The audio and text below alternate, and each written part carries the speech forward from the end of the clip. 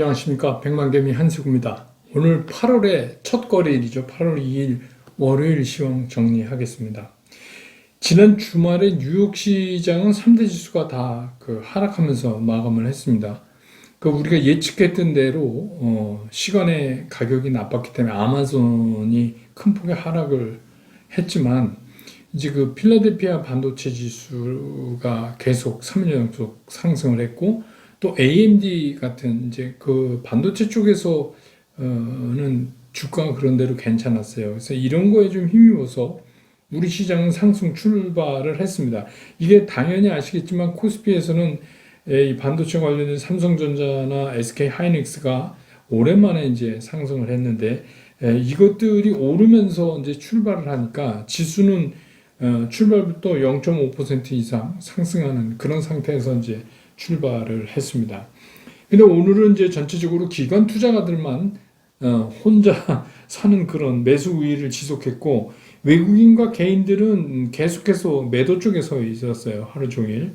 그래서 장중 한때 지수가 코스피 지수 기준으로 3,200이 무너져서 떨어지기도 했었습니다. 그래서 이렇게 끝나는가 했는데 오후 가면서 외국인들의 현물 매도가 약간 주춤하고 또 외국인들의 선물 매수가 급격히 늘어났어요. 그러면서 지수는 빠르게 회복되는 그런 모습을 나타냈습니다. 그래서 오늘은 3223.04포인트로 마감을 해서 코스피 코스닥 다 퍼센테이지로는 0.65%가 상승하는 그런 모습으로 마감을 했습니다. 그래서 오늘 이제 선물 보면은 지금 완전 집계는 안 됐지만 지금까지 외국인들이 한 1조 이상을 순매수한 걸로 나타나 있어요. 이게 이제 오늘 기관들의 현물 매수를 좀 더 강하게 만들지 않았나 이렇게 생각이 들고 코스닥은 외국인들은 사고 기관도 조금 샀지만 적극적이진 않았고요. 개인들은 좀 팔고 그랬습니다. 외국인들이 841억을 순매수했는데 개인이 849억을 순매도했어요. 기관은 한 196억 정도 순매수를 하는 그런 모습을 보였습니다. 그래서 역시 오늘은 삼성전자가 800원이 올라서 퍼센테이지는 1.02%가 올랐고 오늘 SK 하이닉스는 3,500원이 올라서 3% 이상 3.11%가 오르는 그런 모습을 보여줬습니다. 역시 이제 지수가 움직이려면 역시 이런 반도체 주식이 왜냐하면 워낙 시가총액 비중이 크니까 말이죠. 오늘 이제 시장의 좀 특징을 정리해 보면 말씀드린 대로 반도체가 지난 주말에 이제 미국 시장에서 필라델피아 반도체 지수가 0.7% 올랐는데 이게 3거래 연속해서 이제 상승을 한 거예요. 그래서 이제 그런 거에 좀 힘이 먹고 또 우리 7월에 수출 실적 나왔는데 수출 실적도 반도체가 굉장히 좋아요.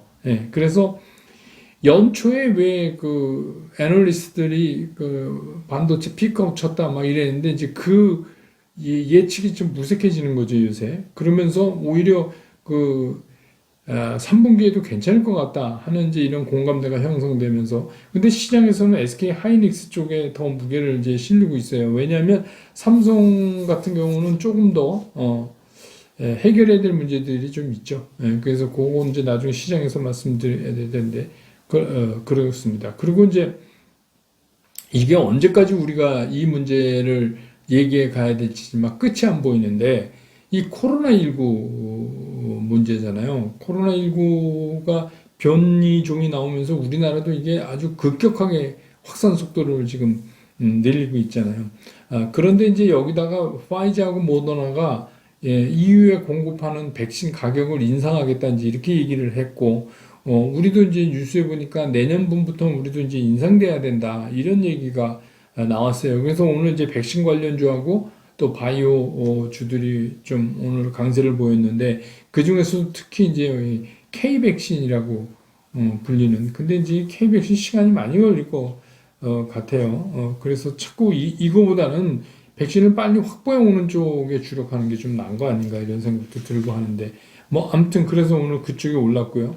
그 다음에 이제 이 유가가 그래서 이제 석유화학 계열도 오늘 조금 이제 움직였는데 이건 오후 들면서 이 소식이 전해졌죠. 이스라엘 유조선을 공격한 배후에 이란이 있다. 뭐 이런. 그러니까 그쪽 동네가 좀 분위기가 심상치가 않아요. 근데 이렇게 되면 이제 유가가 안정이 안 되죠.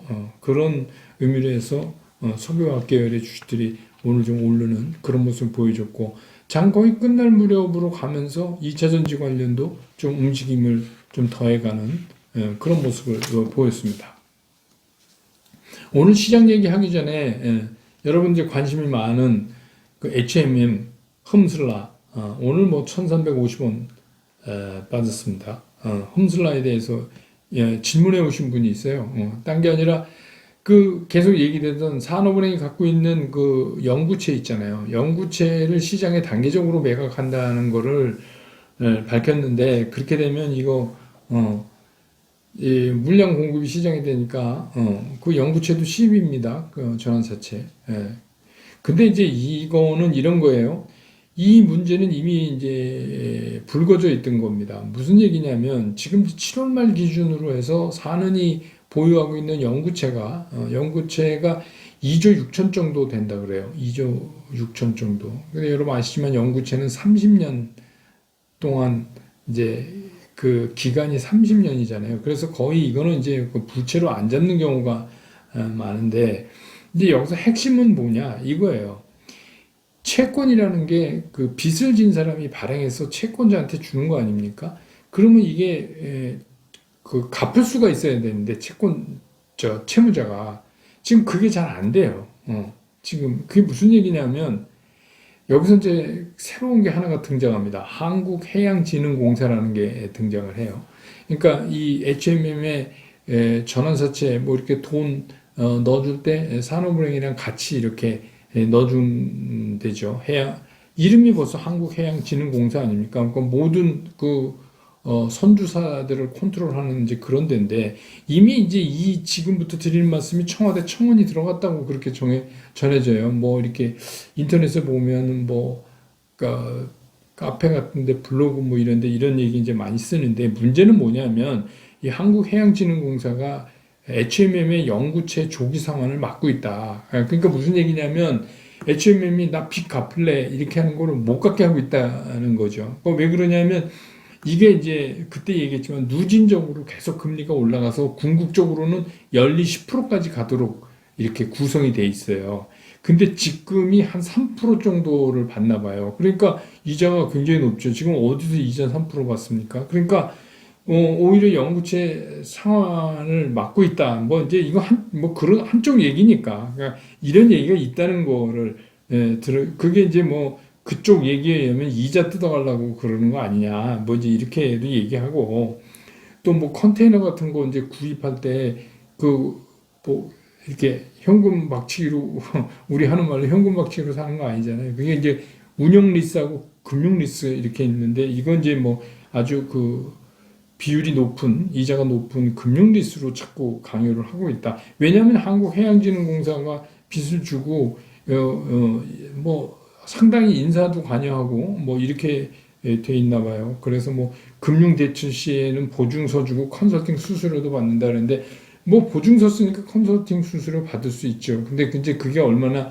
과하냐 안 하냐 뭐 이런 거의 문제고, 인사는 어느 정도 관여하냐 뭐 이런 게 문제겠죠. 근데 이게 무슨 얘기냐면 HMM이 계속 사업을 못하고 돈을 못 벌면 이런 일이 안 일어나요. 근데 사업을 좀 하고 돈을 벌고 이제 독립의 개념이 자꾸 드니까 이제 이런 얘기가 계속 나올 겁니다. 근데 이제 우리가 보면 한번 이런 얘기 해보세요. KDB가 궁극적으로 이거 민영화한다. 민영화라는 게 뭐죠? 3자 매각을 하는 거 아닙니까? 그죠? 예. 그래서 이제 블록딜로. 근데 이 매수자 입장에서 보면 이 영구채가 영 껄끄러운 거예요. 이 껄끄럽죠. 이게 궁극적으로 연리 10%까지 올라갈 수 있는 구조를 가지고 있는 거를 2조 6천이나 떠안고 있으면 이걸 누가 살라고 그러겠어요. 그러니까 이거를 산은이 해결해 줘야 되는 건 맞아요. 그래서 이제 하늘은 시장에 단계적으로 매각한다. 이렇게 이제 얘기를 했는데, 제일 좋은 건 뭐냐면 그냥 HMM이 빚쟁이 아니에요. HMM이 빚진 거 아니에요. 자기가 빚지고선 발행해 준 거니까 그냥 HMM이 돈으로 영구채를 그냥 사버리면 돼요. 그게 제일 좋은 거죠. HMM은 뭐 이런 블로그 뭐 다니는데 보면은 막 뭐 HMM이 현금이 3조가 있다는데 3조는 아니고요. 제가 확인해 보니까 유동자산이 한 3조 정도 되는 것 같으니까 뭐 어찌 됐건 현금도 상당히 있어요. 그리고 뭐 여러분 아시지만 매 분기 1조 이상씩 이익이 나잖아요. 그럼 지금 뭐 이거 갚아버리면 되는 거죠. 근데 이제 그게 뭐 어떤 구조로 됐는지 모르지만 막혀 있나 봐요. 그걸 못 갚도록 한다. 그래서 이거는 이제 정부나 KDB가 정부죠. 이렇게 해서 어려울 때 그 사람을 지원해 줬으면 살아나면 빚 갚겠다고 그러면 빨리 갚게 해줘야 되는 거 아닌가 뭐 그런 생각 들어요. 그래서 아무튼 이게 악의 포인트로 떠올랐어요. 그러니까 여러분들은 이제 이런 거 잘 모르지만 이미 그게 이제 지금 문제가 되고 있어요. 뭐 상당히 조사하겠죠. 근데 이제 여기에 또 한 가지 뭐가 불거진 게 있어요. 이게 뭐냐면 새로운 게 노조와의 임금 협상이 이제 이게 이제 불거져 나왔어요. 이게 뭐냐면 노조 입장에서는 이번에 이게 관철 안 되면 파업도 불사하겠다. 막 이렇게 이제 얘기를 하는데 이게 HMM 파업을 하면 이게 HMM의 문제만이 아니라 전 세계 그 물동량에 문제가 생겨요, 이게. 왜냐면 HMM이 뭐 조그만 회사도 아니고 컨테이너 쪽에서. 그러니까 이게 이제 물량 이동하는데 상당한 차질을 가져올 거고, 그 우리가 아는 상하이 컨테이너 지수도 진짜 벼락같이 올 가능성도 있고요. 이건 상당히 중요합니다. 이게 뭐 그냥 선박회사 뭐 얘기야 이렇게 생각할 문제가 아니에요. 이건 굉장히 커져요. 근데 지금 이제 노조는 25% 인상을 요구한 거고 인단협에서는 5.5%를 얘기를 하고 이러니까 이제 이게 간극이 커요. 근데 이제 문제는 뭐냐면 이게 HMM이 오죽하면 이제 정부에서 도와줘서 빚쟁이 생활을 했겠어요. 그러니까 그 사이에 뭐 임금 올리라고 얘기는 못 했겠죠. 그러니까 지금 8년 동안 임금이 동결돼 있단 말입니다. 그러면 또 노동자 입장에서 보면 또 그것도 일리가 있는 거예요. 그러니까 8년간 못했으니까. 근데 8년간 못했다고 그래도 한꺼번에 다 올리는 건 또 그것도 그렇고. 이게 적당히 잘 이게 어떤 선에서 협의가 봐줘야 돼요. 그러니까 또 하나의 문제가 생겼어요. 이게 만약에 이렇게 되면 창사 이래 45년 만에 첫 번째 이제 노사 분규랍니다. 여태까지 노사 분규가 없었는데, 그래서 이게 이제 잘 처리돼야 되는 문제인데, 이런 문제를 안고 있기 때문에, 근데 어쨌든 HMM은 돈은 잘 벌잖아요. 그리고 이미 이제 이슈화 됐으니까, 아니, 우리가 진빚 우리가 갚겠다는데 왜 못 갚게 하냐, 뭐 이런 게 이제 지금 화두가 되고 있어요. 그래서 뭐 청원도 들어가고. 그래서 HMM은 제가 말씀드리지만, 이거는 굉장히 긴 호흡으로 보고 이건 소신 투자를 하시는 거예요. 그래서 HMM을 가지고 계신 분들은 뭐 주가 이렇게 하면 뭐 화들짝 놀라서 이런 게 아니고요. 아, 이거 한번 끝까지 돈 잘 버니까 끝까지 가보자. 그리고 어차피 이제 식물 경기가 뭐 코로나가 언젠간 진정될 거 아닙니까? 그래서 살아나면 또 운임 쪽에서 해운 쪽에서도 계속해서 좋은 영업 실적을 낼 거니까 당분간은. 적어도 내년까지는 어떻게 할 수가 없답니다. 배가 모자라니까. 그러니까 그런 생각을 갖고 이건 투자를 하셔야지 되는 거예요. 그러니까 이런 거 투자하시려면 좀 배짱이 있으셔야 됩니다. 그러니까 이거 조금 움직이면 막 겁나고 막 이러신 분들은 빨리 다른 생각을 하셔야 돼. 이건 그렇게 투자하시는 거 아닙니다. 이거하고 또 제가 또 하나 말씀드렸던 거 있죠. 그 베이징 머티리얼 쪽에 뭐 풍선 같은 거, 구리 관련 이런 거 굉장히 긴 호흡으로 하시는 거예요. 그러니까 중간중간에 막 이렇게 된다고 흔들리면 다른 종목처럼 흔들리면 이건 투자 못 하십니다. 그러니까 그렇다는 거를 좀 알아두셨으면 좋겠어요. 그 다음에 이제 시장 얘기 또 빠르게 좀 해보죠. 오늘 어쨌든 간 8월에 첫 번째 거래일인데 지수가 올라가서 참 다행입니다. 오늘까지 빠지면 조금 그래서 3,200 내주고 아까 장중에 그랬던 것처럼 그럼 어쩌나 하고 생각을 했는데 근데 이제 오늘 제가 많이 이제 그 전화로 받는 질문이 이제 삼성전자 가는 겁니까? SK 하이닉스 가는 겁니까? 반도체 갑니까? 그런데다가 이제 오후장 들면서 자동차까지 이렇게 되니까 이 전차 군단이 부활합니까? 뭐 이제 이런 질문 당연히 나오죠. 지금 이제 그런 질문 많이 해 주셨는데 앞서도 말씀드렸지만 반도체 중에 시장에서는 SK 하이닉스에 대한 기대가 일단은 더 커 보여요. 왜냐하면 이제 그 3분기에 실적을 좋게 전망하는데도 그 말하자면 메모리 쪽이 많기 때문에 뭐 그런 것도 있고 또 오늘 이제 거래된 거 수급을 보면 뭐 삼성전자도 그렇고 뭐 SK 하이닉스도 그렇고 외국인이 팔기도 하고 사기도 하는데 그 격차가 삼성전자는 아직 멀어요. 그리고 SK 하이닉스는 그게 팔자 사자의 격차가 좁은 걸로 봐서 아무래도 SK가 좀 이번에는 빠를 것 같다. 이렇게 이제 생각하는 것 같은데 이게 이제 말씀드렸던 대로 미국의 필라델피아 반도체 지수가 연 3일을 계속해서 올라가고 있으니까 그런 데 영향을 받고 수출 실적이 좋아요. 여러분 뉴스에서 들으셨죠? 그러니까 2분기 삼성전자 매출이 인텔을 넘어섰어요. 인텔이 196억 달러인데 삼성전자가 197억 달러예요. 드디어 이제 삼성이 1위로 올라선 거죠. 매출 부문에서.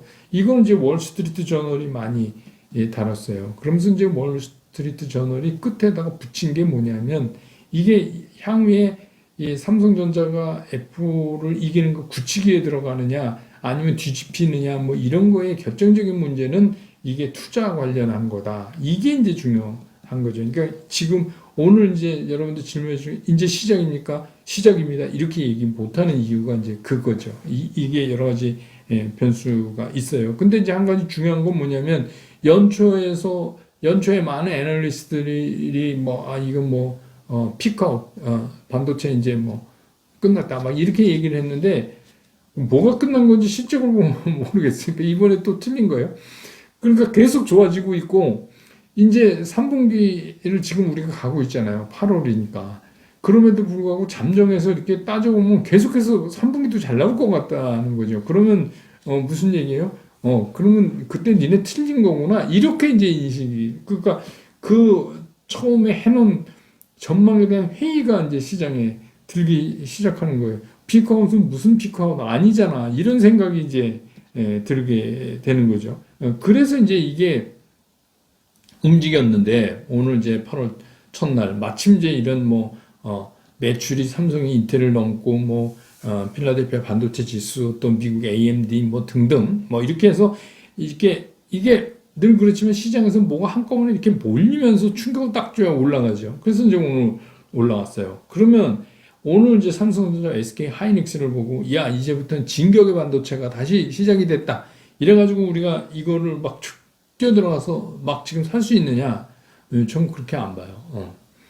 오른 거는 다행이고 여기서 한 선을 그어줬다는 건 다행이지만 오히려 여기에는 앞으로 이제 우리가 좀 체크해봐야 될 문제들이 많이 있는 거는 사실이에요. 특히 삼성전자 같은 경우는 더 그러죠. 그런데 삼성전자 같은 경우는 지금 가장 큰 삼성전자의 그 딜레마라면 좀 우습지만 뭘 좀 삼성전자 여기서 바뀌려면 해야 되는 게 뭐냐면 이게 외형이 늘어나야 돼요. 지금 삼성전자는 외형이 딱 받쳐 있어요. 우리 박스콘처럼. 그럼 이걸 늘려면 어떻게 해야 돼요? M&A를 해야죠. M&A를. 근데 지금 기업 총수가 없는데 아까 우리 말로 그냥 들어가 있는데 이걸 누가 이거를 빨리 결정을 해서 이걸 M&A 하냐 이거죠. 이거 굉장히 중요해요. 그러니까 이런 문제. 그 다음에 이제 투자가 좀 신속화돼야 된다고 이거는 월스트리트 저널도 말했어요. 그러니까 우리가 이제 경쟁 업체에 비해서 초격차를 유지하고 아니면 그걸 더 벌리고 이러려면 어떻게 해야 돼요? 엄청나게 투자를 해야 되잖아요. 이게 반도체가 무슨 한두 푼 투자하는 것도 아니고. 근데 그거를 딱딱 결정져서 스피드 있게 하려면 역시 이것도 최고의 의사결정권자가 빨리빨리 이거를 해줘야 된다. 그리고 이제 또 한 가지 우리가 한 거는 이제 삼성이 이제 곧 나온 새로운 제품들에 대한 그 시장 반응이 어떤가. 이게 이제 기폭제가 될 가능성이 있어요. 우리가 이제 트리거라고 얘기하죠. 그러니까 어떤 섹터가 오를 수 있는 분위기를 잡는다 그래도 뭔가 결정적인 뭐가 없으면 이게 잘 안 가잖아요, 시장에서. 근데 이제 말하자면 그런 신제품이 이거 엄청나게 히트 쳤다. 이렇게 되면 이제 움직일 수 있는 어떤 이제 기폭제가 되는 거죠. 그런 게 이제 지금 삼성에는 좀 필요해요.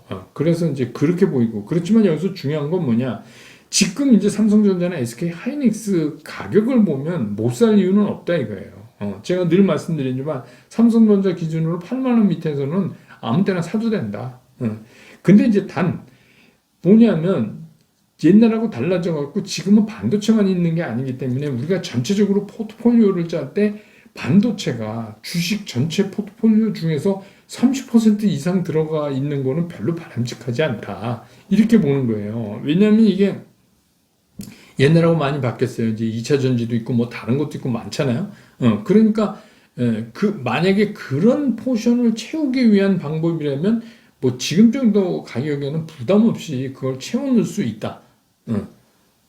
그렇게 이제 제가 늘 말씀드리잖아요. 그러니까 이번에도 삼성전자, SK 하이닉스가 오늘 같은 걸 보여줘서 다행이긴 하지만 이걸 이어서 그냥 날아간다. 이렇게 보기에는 조금, 그렇죠. 그러니까 그런 정도. 근데 뭐 그렇다고 해서 삼성전자를 풀로 우리 쉬운 말은 몰빵을 때리고 이거는 좀 아닌 것 같다. 이런 생각이 들고 또 여러분들이 다른 쪽 있잖아요. 자동차도 있고, 자동차. 또 플랫폼 기업, 오늘은 카카오 네이버 좀 쉬었지만 플랫폼 기업, 이런 거. 그 다음에 또 보복 소비 관련. 여러분, 이게요, 코로나, 그 변이종이 이렇게 나가지만 코로나라는 게 이게 이렇잖아요. 계속 나가다가 어디서 이렇게 딱 꺾여서 밑으로 내려가는 추세만 보이면 보복 소비 관련은 먼저 튀어요. 먼저 나갑니다. 그러니까 그런 거를 항상 생각하셔야 돼요. 그래서 오히려 요새 안 오를 때 그런 거를 내 포트에 필요한 만큼 채워넣는 거 있잖아요. 그러니까 여러분들이 포트폴리오를 이렇게 짰을 때, 그 다음에 이제 경기민감주도 그렇다고 경기민감주가 늘 제자리에 있는 것도 아니잖아요. 이랬다가 또 갔다가 이러잖아요. 그러니까 그것도 밀릴 때 그냥 편하게 포트에 없는 만큼만 넣으셔야 된다. 그런데 그런 거 하는 작업을 서두르실 필요가 없다. 그 새롭게 포트 구성하고 조정할 때에도 좀 느리게 걷는 연습을 지금 이제 8월의 시장은 여러분들 느리게 걷는 시장이다. 이렇게 인식하시는 게 좋아요. 그래서 여기서 갑자기 적극적인 매수를 해서 현금 보유 비중을 현저하게 줄인다거나 그래서 그런 건 별로 아직 아니다. 그러니까 주식이 한 70%, 현금이 30% 있는 정도의 포트폴리오라면 그거를 기준으로 그냥 유지해가는 게 지키는 게 좋겠다. 이런 생각이 들고 신규 매수도 그래서 리밸런싱을 한다 하더라도 신규 매수도 좀 천천히, 다시 말해서 느리게 좀 걸으시라. 느리게 걷는 시기다. 이게 여러분들이 해보시면 아는데, 우리가 그렇잖아요. 이렇게 자전거 타고 길을 이렇게 하고 차 타면 더 하지만, 근데 이렇게 느리게 걷다 보면 그동안에 안 보였던 것들이 시장에서 많이 보여요. 그러니까 아마 여러분들이 이 8월의 시장을 느리게 걸으면서 뭔가 터득하시면 앞으로 연말까지 시장을 보는데 상당히 도움이 될 거다. 그동안에 여러분들이 잘 급해서 못 보셨던 것들이 보일 가능성이 있다. 그래서 8월 시장은 전반적으로 좀 느리게 걷는 연습을 하실 필요가 있다. 그렇다고 놀라셔갖고 나 주식 안 해 하고 다 팔고 주식시장 떠나고 그런 건 아닙니다. 그런 건 아니고 주식시장이 항상 갈 수만 없잖아요. 그러니까 지금은 약간 그런 시기를 우리가 이제 거쳐가는데 이런 시기를 슬기롭게 거쳐가는 방법 중에 하나가 느리게 걷는 거예요. 느리게 하세요. 8월은 오히려 느리게 걸어야 그동안 못 봤던 거를 많이 보실 수 있습니다. 8월의 첫날 시장은 이렇게 정리를 하고요. 내일 또 시장 끝난 다음에 정리해서 다시 여러분 곁으로 돌아오겠습니다. 여러분 고맙습니다.